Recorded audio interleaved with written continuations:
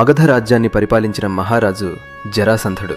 అతడు పరమ శివభక్తుడు, కానీ రాక్షస స్వభావుడు. అతని జన్మమే ఒక అద్భుతం. మగధరాజు బృహద్రథుడుకు సంతానం లేకపోవడంతో మహర్షి చందకౌశికుడిచ్చిన ఫలాన్ని ఇద్దరు రాణులకు పంచగా ఇద్దరికీ సగం సగం శిశువులు పుట్టారు. ఆ శిశుభాగాలను పారేయగా జరా అనే రాక్షసి వాటిని కలిపింది. అలా జరా కలిపినందుకు అతనికి పేరు జరాసంధుడు. కాలక్రమంలో అతడు మహాబలశాలి అయ్యాడు. అనేక రాజులను బంధించి శివుడికి బలిగా ఇవ్వాలని సంకల్పించాడు. అప్పుడు ధర్మరాజు యుధిష్ఠిరుడు రాజసూయ యాగం చేయాలనుకున్నప్పుడు శ్రీకృష్ణుడు ఒక యోచన చేశాడు. శ్రీకృష్ణుడు, భీముడు, అర్జునుడు బ్రాహ్మణ వేషంలో మగధకు వెళ్లి యుద్ధభిక్ష అడిగారు. జరాసంధుడు భీముడితో మల్లయుద్ధానికి ఒప్పుకున్నాడు. ఒకరోజు కాదు, 2 కాదు, 27 రోజుల పాటు భీకర యుద్ధం. చివరికి శ్రీకృష్ణుడి సంకేతంతో భీముడు జరాసంధుణ్ణి 2 భాగాలుగా చీల్చి వేర్వేరు దిశలకు విసిరేశాడు. అలా మగధరాజు జరాసంధుడి అంతమైంది. ఇది మహాభారతం సభాపర్వంలో వచ్చే ఘట్టం.